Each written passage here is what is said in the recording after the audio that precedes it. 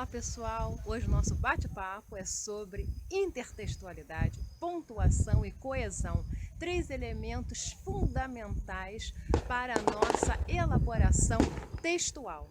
Quem está aí às voltas com o Enem são partes das competências e vamos nós! Every single day, I'm gonna make something.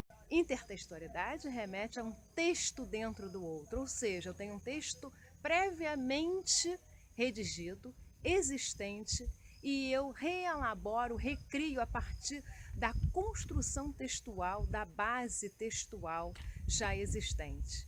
Os publicitários, os jornalistas se utilizam muito.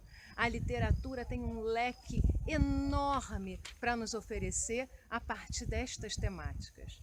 Bom, por exemplo, tinha uma pedra no meio do caminho de Drummond. Quantas publicidades, matérias de reportagens, de notícias já vieram fazendo alusão a este texto?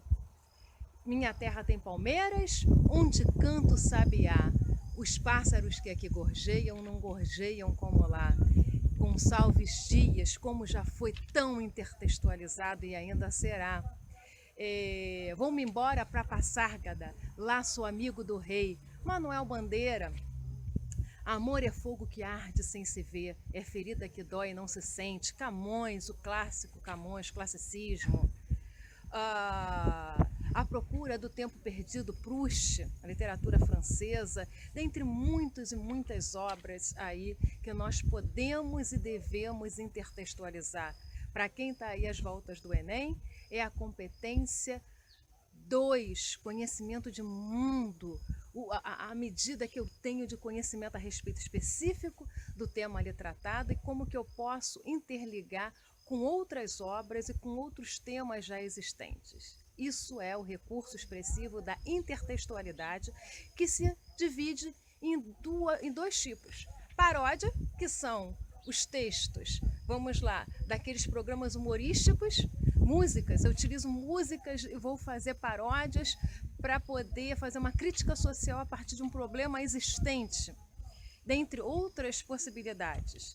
E tem a paráfrase, que é o recurso da intertextualidade para a vida acadêmica. Eu vou fazer uma tese, uma dissertação, uma monografia, ou simplesmente a redação do Enem, a redação no processo seletivo para trabalho. Então, daquilo que eu li, eu não me lembro as palavras de Bauman sobre os relacionamentos líquidos, mas eu sei da essência do pensamento dele. Então, eu vou escrever da minha forma. Isso é a paráfrase. E a paráfrase nada mais é do que uma citação indireta, porque eu utilizo a ideia do autor, de alguém, de um pensador, mas eu vou escrevê-las com as minhas palavras. Enquanto a citação direta, eu me remeto às palavras de fato utilizadas pelo autor. Por isso eu devo usar as aspas duplas se o texto é meu. Se eu estou utilizando como citação no meu texto e o autor original já usou as aspas duplas, no meu texto ela vai virar o quê? Aspas simples, né? E aí o fragmento todo que eu recortei ali como citação, eu utilizo aspas duplas e naquele momento que o autor do texto original usou dupla, eu vou usar simples. E se for abrir, segundo Bauman, na obra, né, entre vírgulas, na obra, relacionamentos líquidos, e aí dois pontos. Aí eu abro aspas duplas e coloco o pensamento do autor. Se naquele fragmento do Bauman ele já tiver utilizado algumas aspas, eu vou e utilizo simples. Ok, pessoal? Bom, passando para a pontuação. Pontuação está relacionado a quê? A competência 1 do Enem, se a gente for pensar no Enem, e a competência 4 também, se eu faço uma pausa interrompendo algum elo coesivo. O que são as coesões? São as conjunções, as preposições, os pronomes. Vamos lá. Então eu tenho de novo, já mencionei em outro momento, ponto e vírgula, eu só uso em frases curtas, senão opte pelo ponto final.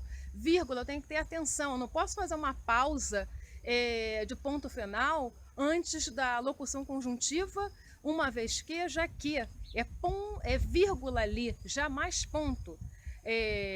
Estamos tendo aula de ensino à distância, vírgula, uma vez que estamos no período de quarentena, de isolamento social. Sempre vai ser vírgula aí antes de uma vez que, já que. Antes de por isso, logo e portanto, que são as conclusivas, eu uso ponto. Antes das adversativas, mas, porém, contudo, entretanto, todavia, ponto. Mas lembrando que se eu já utilizei as adversativas que dão ideias de contraste, de oposição, eu não devo utilizá-las mais. Fiquem atentos a isso. As pessoas ainda enviando texto para eu analisar, trabalhos, enfim, né? Em que temos lá, abre o parágrafo com uma adversativa e depois lá no meio do texto, quando não, logo a frase a seguir, outra adversativa. Ah, mas eu usei o sinônimo. Não interessa. É do campo das adversativas, eu só posso usar uma vez, eu não posso fazer oposição da oposição. Fiquem atentos a isso. Outra questão importante, etc. O etc. é uma abreviação de uma expressão latina. Esse e conjunção já está ali dentro do etc. Então eu não posso colocar e etc.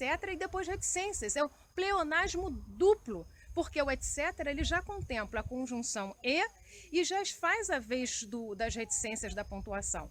Os dois são norma culta. Eu posso usar o etc. direto ou as reticências. Não as duas juntas e muito menos ainda adicionar o e aí. E não precisa colocar vírgula antes, vai direto. Ok, pessoal? Fiquem atentos a isso.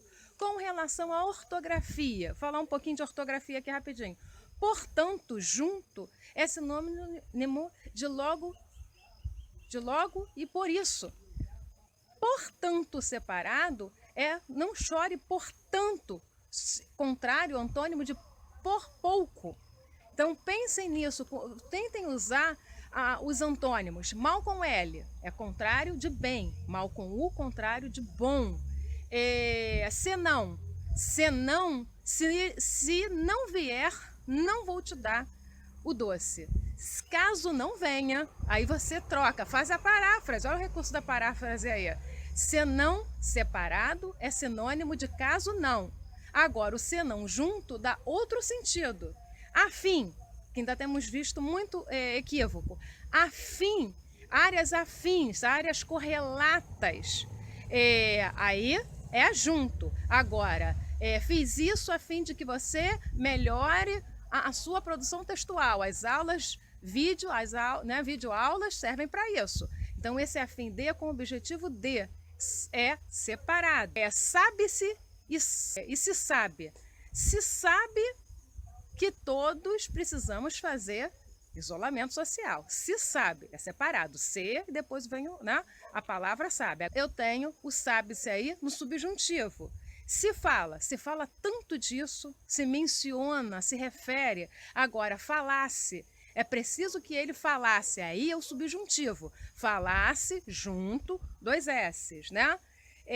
Se lê muito. Precisa se refletir sobre para melhorar a língua portuguesa, a expressão oral e escrita. Agora, caso ele lesse muito, aí é o subjuntivo junto. Então tem vindo muito equívoco também. Um é o ser, o termo, e o outro é o lesse, o falasse, o soubesse, que vai ser o verbo no imperativo. Ok, pessoal?